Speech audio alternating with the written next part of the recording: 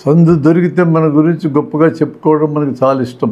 ఎదుటి వ్యక్తి మాట్లాడేప్పుడు కూడా అతను చెప్పేది వినం. అతను మాట్లాడడం ఆపేయగానే మనం ఏం మాట్లాడాలో ఆలోచిస్తాం. మనం ఎంత మాట్లాడినా మన గురించి మనకి ఇప్పటికే తెలిసింది తప్ప కొత్తది ఏమీ తెలియదు.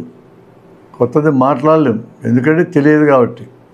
మన గురించి అయినా మనకు అంతా తెలుసా అంటే అనుమానమే. ఆ తెలిసిందేనా అంతా చెప్పాలంటే వినేవాడు తల పగిలిపోతుంది. ఎవడు గోలవాడు భరించలేక సస్తా ఉంటే మనం చెప్పే సోదంతా ఎదుటోడు ఎందుకెట్టాడండి, మనకే చాలాసార్లు అనిపించి ఉంటుంది.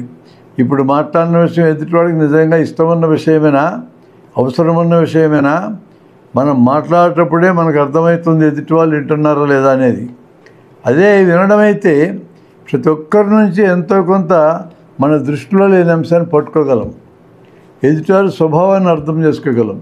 దాన్ని ఆధారం చేసుకొని అతనితో మన అవసరాన్ని సరిగ్గా అతని ముందు పెట్టగలం. బాగా వినే వ్యక్తికే బాగా మాట్లాడడానికి అవసరమైన ముడిసరుకు దొరుకుతుంది. అందుకనే బాగా మాట్లాడాలనుకున్న వాళ్ళు ఎవరైనా ముందు బాగా వినడం నేర్చుకోవాలి.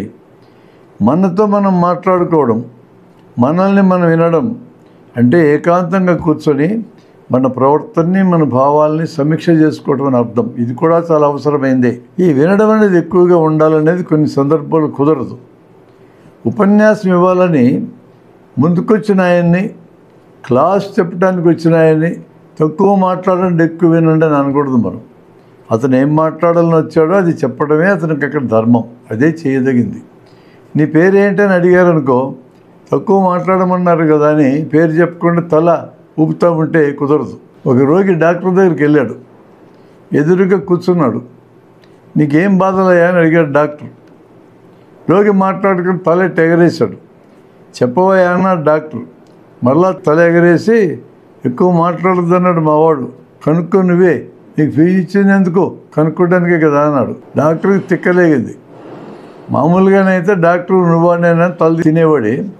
కానీ డాక్టర్ తల తిరిగిపోయి నువ్వేదో గేదెవో ఎద్దువో అయితే ఏమి అడగకుండా వైద్యం చేసేవాడిని, కానీ నువ్వు మనిషివి కదా, నీ బాధలు చెప్తే నీకు మంచి వైద్యం, మనుషులకు చేసే వైద్యం చేయగలను. నువ్వేం చెప్పకుండా అట్లేమంటే పశువులకు చేసే వైద్యమే చేయగలను అన్నాడు. అందువల్ల మామూలు సందర్భాల్లో ఎక్కువ వినడం, తక్కువ మాట్లాడడం ఉపయోగమే, కానీ కొన్ని నిర్దిష్టమైన సందర్భాల్లో మాట్లాడక తప్పదు. మనం మాట్లాడితే మనకి తెలిసిన విషయాలే చెప్పగలం, అవి అన్నీ చెప్పలేం. ఎదుటివాడికి అవన్నీ వినే ఇంట్రెస్ట్ కూడా ఉండదు. మనం వినడం మొదలెడితే మనకు తెలియని విషయాలు అనేకం తెలిసే అవకాశం ఉంది. అందుకే బాగా వినేవాళ్ళని బ్రహ్మాండంగా సంభాషణ చేసే వ్యక్తిని మెచ్చుకుంటారు. నువ్వు సంభాషణ చేయలా, విన్నవంతే. అవతల వ్యక్తి ఏమని కితాబిస్తారంటే నువ్వేం మాట్లాడుకుని విన్నందుకే ఇతను చాలా అద్భుతంగా సంభాషణ చేస్తాడని బిరుదిస్తాడు నీకు. అంటే తను చెప్పే సోదంతా తిన్నవు కదా. అందుకని వినడం అనేది దానంతట అదే ఒక గొప్ప క్వాలిటీ, చాలా ఉపయోగపడే క్వాలిటీ. అవసరమైన చోటల్లో దాన్ని ఉపయోగించుకొని మనం ప్రయోజనం పొందాలి.